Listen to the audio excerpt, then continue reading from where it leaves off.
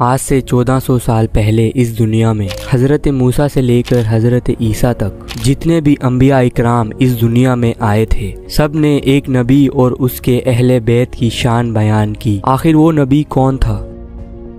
हज़रत मोहम्मद सल्लल्लाहु अलैहि वसल्लम। हज़रत मोहम्मद के इस दुनिया में आने का जिक्र हर नबी ने किया अपनी कौम के सामने, और लोगों को ये भी पता था कि अल्लाह की तरफ से एक आखिरी नबी आने वाला है, और लोगों को हज़रत मोहम्मद के आने की हर निशानी का भी पता था। तो एक रात हज़रत मोहम्मद सल्लल्लाहु अलैहि वसल्लम इस दुनिया में तशरीफ लाए। लेकिन जब लोगों को पता चला कि वो आखिरी नबी इस दुनिया में आ चुका है, तो हज़रत मोहम्मद अल्लाह के हुक्म से दाई हलीमा के साथ एक ऐसी जगह भेज दिया गया जहां कोई यहूदी भी उन्हें ढूंढ ना सके, क्योंकि यहूदी हजरत मोहम्मद के खून के प्यासे हो चुके थे और वो जानते थे वो आने वाला आ गया है, जिसका जिक्र हजरत मूसा अलैहिस्सलाम ने किया था। और इसी तरफ ईसाई और हिंदुओं के यहाँ भी हजरत मोहम्मद का जिक्र था और उनकी अहले बैत का भी जिक्र किया गया है किताबों में। और जिन अंबिया इकराम को किताबें मिली तो उनकी किताबों में भी हजरत मोहम्मद और उनकी अहले बैत का जिक्र मौजूद था। लेकिन आज दुश्मनों ने वो चैप्टर ही गायब कर दिया जहां हजरत मोहम्मद का जिक्र था, और जिन किताबों में हजरत मोहम्मद का जिक्र वो गायब नहीं कर सके तो उन्होंने वो किताबें ही जला डाली। और लोग डरने लगे कि अगर हमारी किताबों में हजरत मोहम्मद का जिक्र देख लिया किसी ने तो लोग ज्यादा से ज्यादा मुसलमान होना शुरू हो जाएंगे।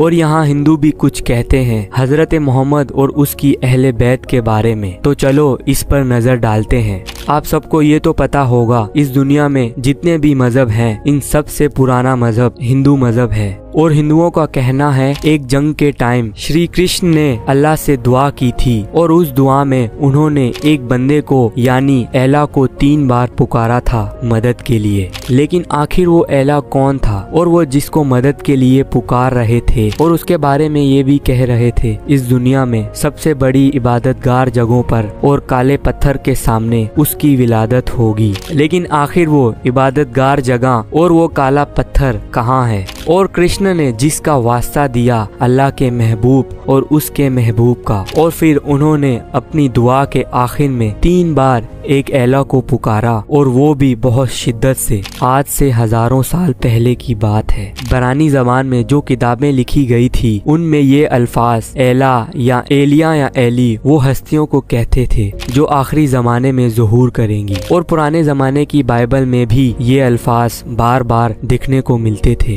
और यहाँ ईसाई का कहना है ये अल्फाज बहुत खास हैं और ये वो शख्स है जो आखिरी जमाने में ज़ुहूर करेगा। और यहाँ हिंदू की एक फेमस जंग आती है जो पांडवों और कौरों की जंग है, जिसमें कृष्ण कौर के स्तर के मैदान में आते हैं और देखते हैं जो सच्चे थे और जो हक के साथ थे वो बहुत कम रह गए हैं, और यहाँ झूठे लोगों के साथ जमीन भरी पड़ी थी। तो कृष्ण बहुत दुखी हो जाते हैं और तन्हा चले जाते हैं। तन्हा जाकर सजदे में चले जाते हैं और कहते हैं, हिंदुओं की किताबों में मौजूद है, वो ये कहते हैं, या अल्लाह इस दुनिया को बनाने वाले, दुनिया में भेजने वाले, तुझे तेरी जात की कसम जो तू दिन और रात करता है और तूने ही जमीन को बनाया है, और उसकी कसम जो तेरे प्यारे का प्यारा है, जो तेरे महबूब का महबूब है, तुझे उसका वास्ता है जो एला है, और वो दुनिया के सबसे बड़ी इबादतगार जगहों पर एक काले पत्थर के सामने ज़ुहूर पाएगा। तू मेरी पुकार सुन सकता है, और जो झूठे हैं और जो बुरे हैं उन्हें खत्म कर दे, और जो सच्चे हैं उनको फतेह दे। या अल्लाह एला एला एला। और यही बातों से साफ पता चलता है कि उन्होंने अल्लाह को किसी का वास्ता दिया और मदद को पुकारा है, और उसके आने की जगह भी बताई है, और उसका नाम है हज़रत अली इब्ने अबी तालिब। और इस दुनिया में हज़रत अली ही है जिसकी विलादत काबा में हुई थी, और वो दीवार के निशान आज भी मौजूद हैं, और वो काला पत्थर यानी हजरे हसवत। और जहाँ तक एला अल्फाज की बात है, प्राचीन समहाई की पुरानी जुबानों में संस्कृत जुबान सबसे पुरानी है, और उस जुबान में एला का मतलब है ऊंचे दर्जे वाला, जैसे अरबी जुबान में आला, आले, अली या ताला लिखते हैं। और ये आज अलग अलग जुबानों में ये अल्फाज मौजूद हैं। वो भी प्राचीन जबानों के हैं। और यहाँ हिंदुओं के जो पंडित होते हैं वो इस बात को मानते हैं कृष्ण ने जिस एला को पुकारा था 3 बार वो और कोई नहीं हजरत अली इब्ने अबी तालिब है। और हजरत मोहम्मद सल्लल्लाहु अलैहि वसल्लम ने भी फरमाया था जैसे अल्लाह मुझसे प्यार करता है मैं भी वैसे ही अली से प्यार करता हूँ।